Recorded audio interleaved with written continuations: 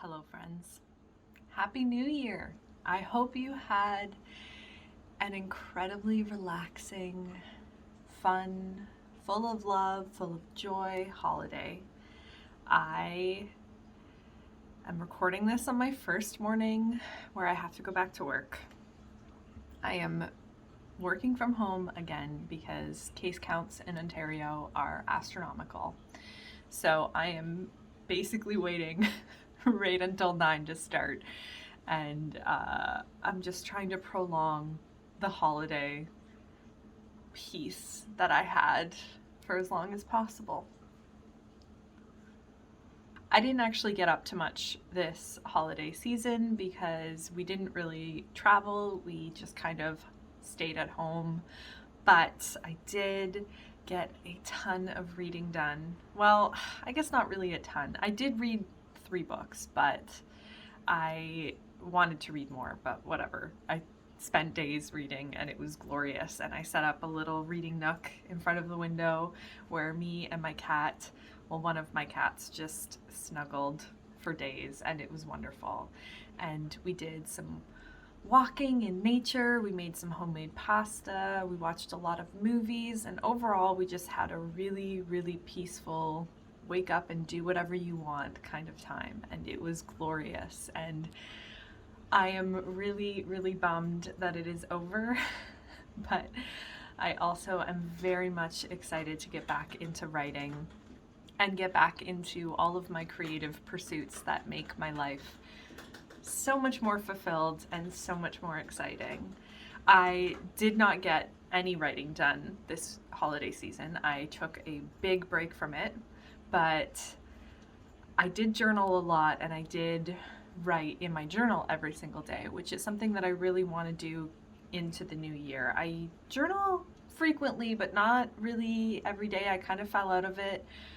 Truthfully, when time's really hard and when I'm really struggling, I tend to avoid writing in my journal because I don't want there to be negative, I guess I don't want there to be a negative historical record of my life, which I think is really weird and really not the way to approach journaling. Journaling is for me, and I think it's going to be a priority in the new year because it really does help me just release all of the emotions onto the page.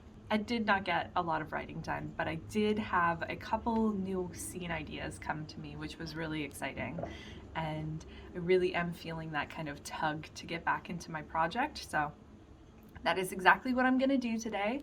I am going to spend my lunch hour writing as per usual, and it will be glorious. Truthfully, I didn't really know what I was going to film this week or what my first video back is going to look like because I really don't know what this week is going to be like. I am really bummed that I have to go back to work and end the glorious relaxation, and I don't know how crazy it's going to be. I don't know how stressed out I'm going to be, so we are just going to film and see how this week unfolds. But one thing I know for sure, I will write every single day, no matter what time it is or when I have to squeeze it in, because I got some big goals this year and I'm so excited to see how this year unfolds.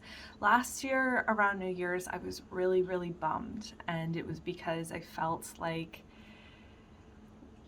I was in a state of just doing the same old thing. And this year, while I don't have any big plans for the upcoming year, there's nothing specific to look forward to, I just feel very excited to see what happens. I think that there's a mystery to this year that, you know, can be both anxiety inducing and very exciting.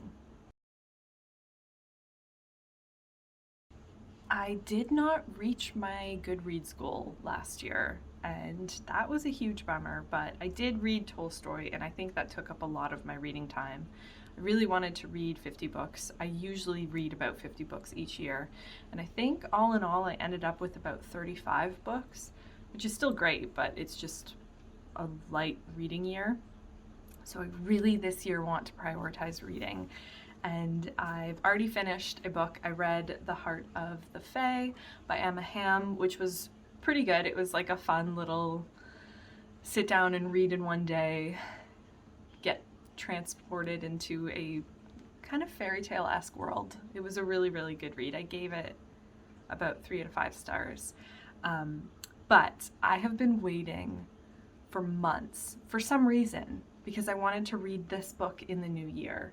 So this is The Last Exiles by Anne Shin, and it is a searing portrait of a young couple in Pyongyang and their fight for love and freedom. It's essentially a romance set between 2 university students in North Korea that come from very different backgrounds, and it sounds incredibly thrilling and romantic and just really heart-wrenching. I think it's going to be a very heart-wrenching read. I got to chapter 3 today, which is page 42 from this morning, and I am really loving the writing so far. We've been introduced to the 2 main characters, and it's gonna be good. I just know it. I know it's gonna be good, and I hope it doesn't make me cry, but it probably will. And you know what? This week, if I gotta cry a little bit, I'm going to. That's gonna be okay. I think this week there's going to be a lot of writing and a lot of reading and hopefully a lot of creativity squeezed in between everyday life. So let's get to it.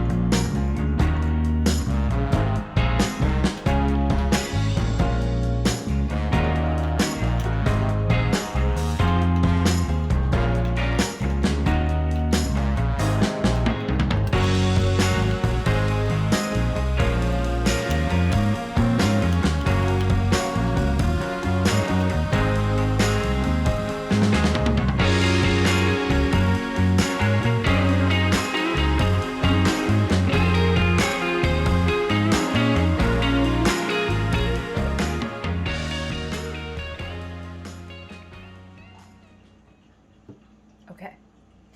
I just wanted to give you a little bit of an insight into how much I can actually write on a lunch hour, because I think it's important to kind of manage the pristine image that I could potentially be putting out in the world. I don't know if that's the image that I'm putting out, but I don't want to make it seem like I, can write thousands of words in 1 hour. I'm a pretty fast writer, but just to give you an example, today I've been writing for just under an hour, about 50 minutes, and I have about 519 words down, and it feels so good to have new words. These are the first words written in this book in 2022, and it feels so great.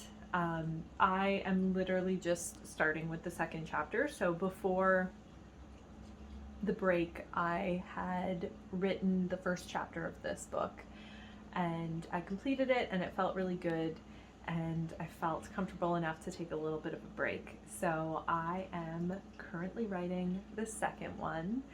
If you want to see how I kind of break down the plot and how I essentially plan out everything that I'm gonna write, my last video I go through my planning and kind of how I storyboard it. So I take that storyboard and I actually took a picture of it and I have it on my desktop so I can reference it. I also have it on my phone in case I'm out writing somewhere, and I literally just zoom in and see, oh, okay, this is a scene idea.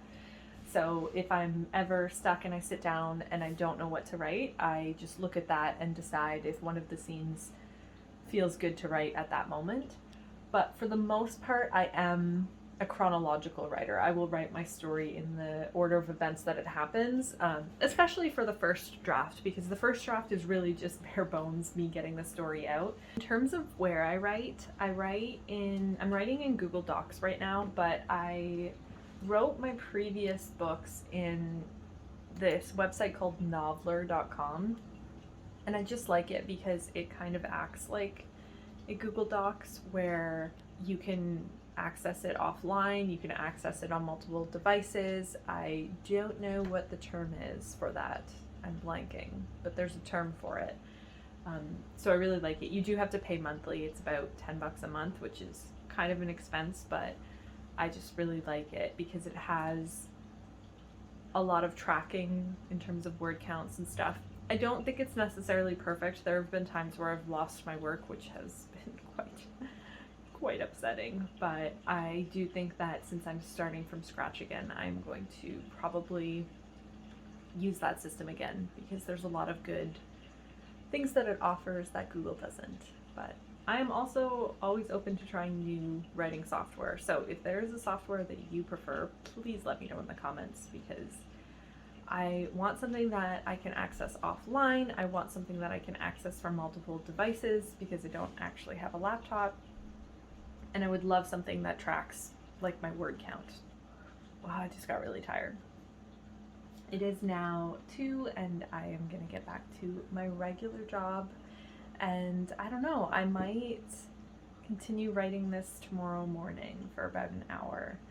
I'm really enjoying this scene. It is a new character, and being inside their head is really, really exciting. But yeah, first words written.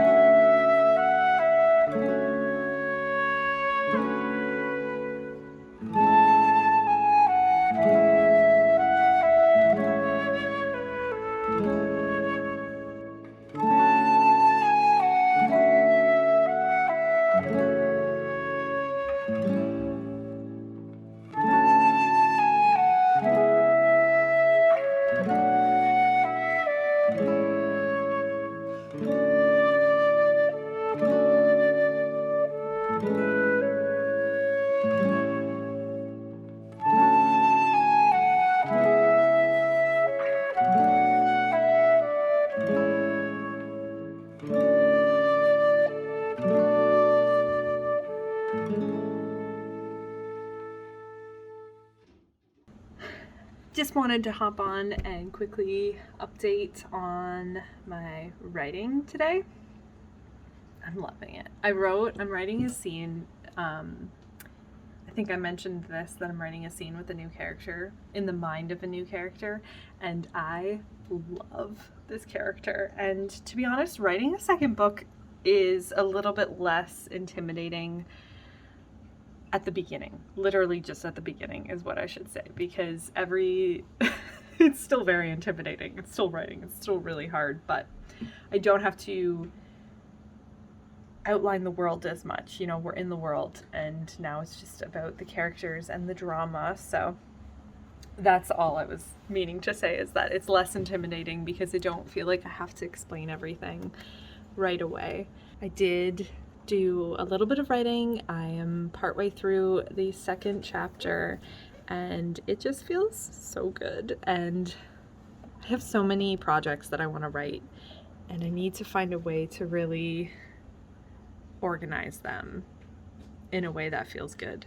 I don't know, I'm thinking that I will probably spend certain days dedicated to certain projects just to make sure that every week I am writing a little bit of each of them. I really only have 3 ideas for books, for 3 different books, so we'll see. Now I just feel like I'm rambling because my brain is fried because it's Tuesday on the week back. I wanted to hop on and say that in the program that I'm writing, I set my word count goal at 1 word a day, and it is the best. And I would highly recommend, if you have a program that congratulates you for, reaching your word count, or in any way tracks your word count goals, setting it to one word is the best feeling in the world, because the hardest part about writing is sitting down and doing it and like convincing yourself that you can do it no matter what. When you sit down and you are convincing yourself that you need to write, and you type out that first word and you get that little notification that congratulates you and says you've done it, it's the best feeling in the world. And I highly recommend it. I know there's so much advice about word counts and daily word counts and everything like that, and they can be really helpful for people, but for me it's really just committing to writing anything every single day is more than enough for me. I'm not on a time limit here. I am just trying to enjoy the process. And so I often forget that I've set that word count goal, so when that little notification pops up, it feels really good. So I highly recommend it. But now it is time to go back to work and to enjoy some ramen tonight and just carry on with the week.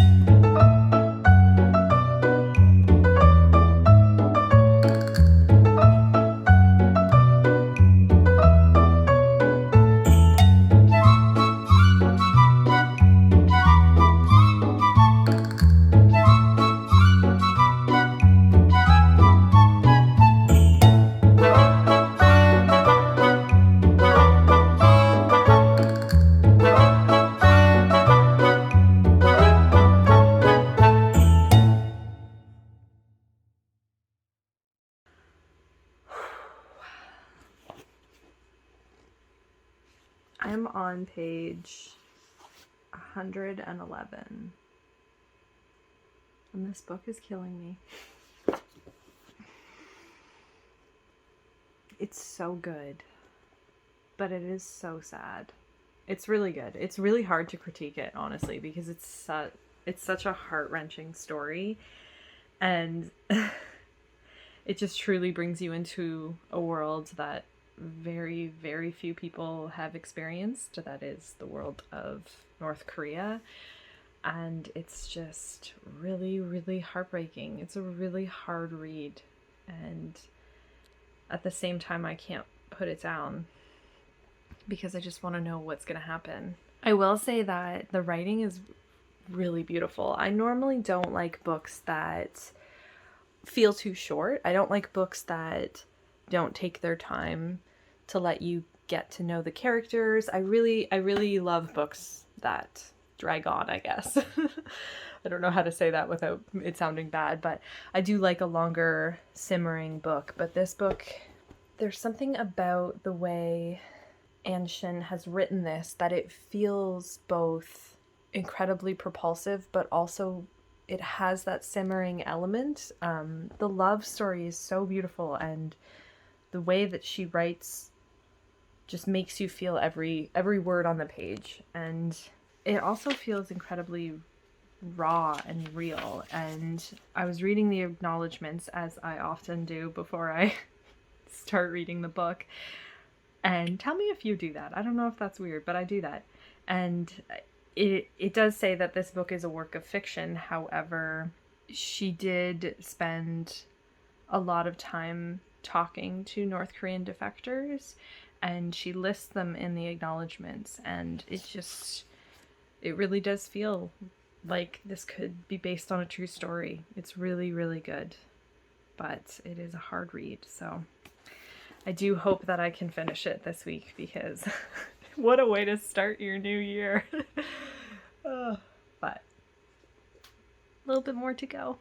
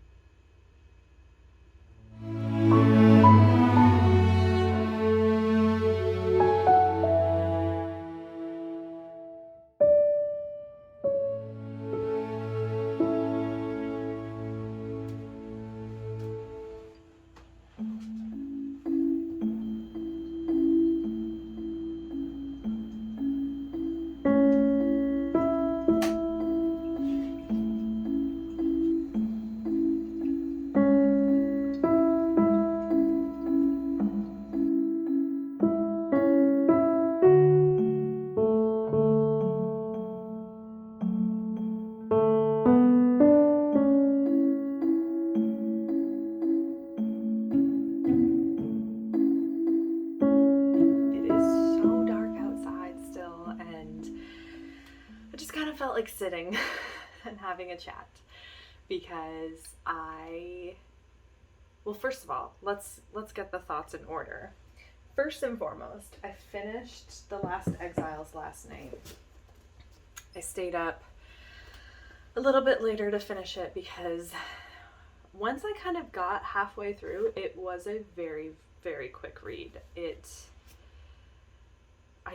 I don't know if I could properly talk about this book without talking about how sad it was and how devastated I was, but how it was a really good read. And I'm really, really glad that I read it, even if I'm quite devastated from it. The feels, I did not read this morning since I finished that book, and I now need to think of another book. So I grabbed some options. I grabbed a YA fantasy, a historical fiction, and a kind of urban fantasy romance that, frankly, I think I'm going to read this one. This is the urban fantasy romance. Mainly because the blurb on the front says unspeakably hot. And you know what? That's the vibe I'm going to go with. That's what I'm going to go with at the beginning of this year. So I'll probably read Neon Gods next. In terms of a writing update, I spent about 30-ish minutes this morning writing, just kind of getting some words down, and it feels really good. I am over 3,000 words into my story. My story is told in third person limited, I believe is the name, and that is where the narration is told in the third person. However, you can only get insight into one person's thoughts at a time. Hopefully that made sense, but that's kind of what it is. So, the story is told like, Nadia walked this way, Nadia thought this, and it's only Nadia's perspective, and then it switches over to another person's perspective. So this is a third person's perspective, and this is a really long-winded way of saying that it's so good to write in this character's perspective, because he is one of my favorite characters. He's the one that I kind of relate to the most, and he's just very, very interesting. So it is really fun. One thing I will say is that you should definitely follow me on Instagram if you aren't already, because I do update almost daily with a little bit more detail. Sometimes I share lines that I've written. I try to kind of update as a little bit of a diary to myself. So if you're not following me on Instagram, be sure to do that. It is linked down below. I've got my peppermint mocha.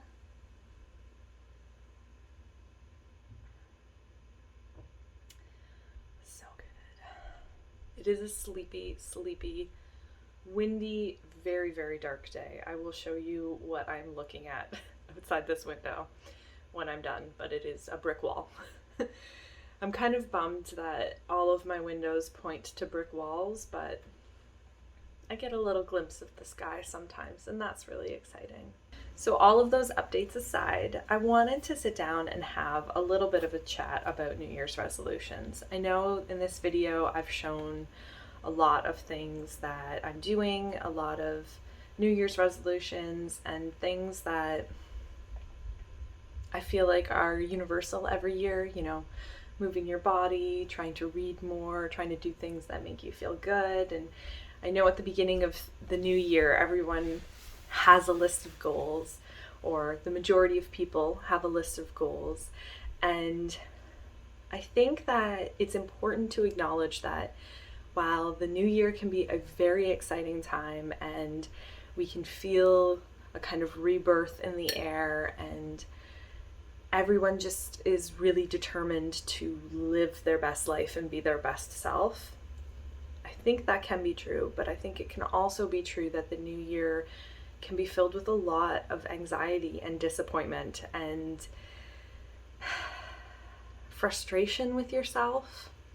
Last year, I definitely had a rough New Year's. I felt like I was lost in my life. I felt like I didn't know what I was doing. I felt like I was stuck.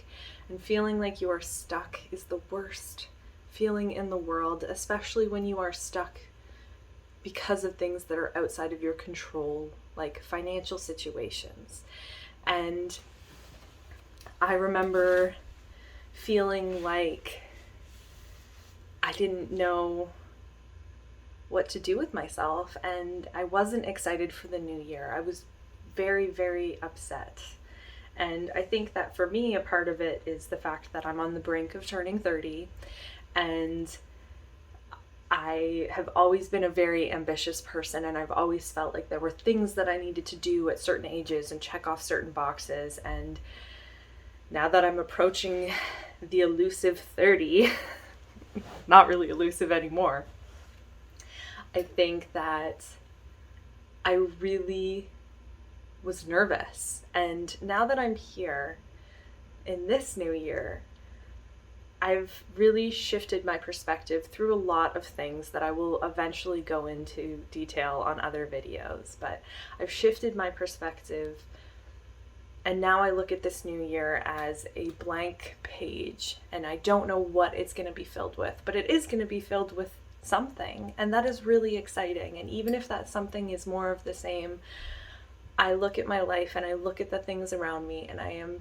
happy that I can find moments of calm and peace and happiness and true love every single day. And that is a blessing and something that I really try to hold on to even when I'm on the darkest of my days. And maybe it's because, at least in Ontario, we are staring at another lockdown, and the world is really, really stressful, and it has been stressful for so long, and we are all so exhausted. Or maybe if it's because of the fact that I'm turning 30 this year, I just feel like this year I am taking the pressure off, and I am done with expectations of what I should do on the brink of a new year and what my goals should look like every year and how I'm advancing my life. I am done with worrying about the advancement of my life, and I am looking to just live it. And I hope that if you are feeling stuck, these words provide a little bit of comfort, because you are not alone. And even if you feel alone, I know you have things that you love and things that you can do to make you feel less alone. And I am not one to give advice, and I don't want this to turn into an advice channel, but I did think it was important to acknowledge at least that the New Year's doesn't have to be exciting, and if it isn't, it's absolutely okay, and you will be okay, and we have another year that could be filled with anything, and that can be very exciting.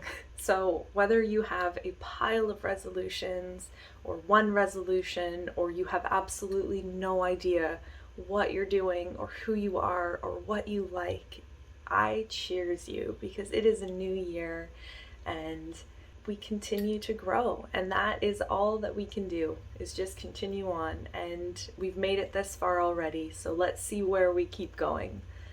So happy New Year, friends. Thank you so much for watching this far. Please stick around. This channel is going to have a lot of exciting things this year. I'm going to take you on this journey of writing and pitching my book and potentially self-publishing it. I'm also going to share a little bit more of reading content, but in a kind of fun way. I hope it'll be fun.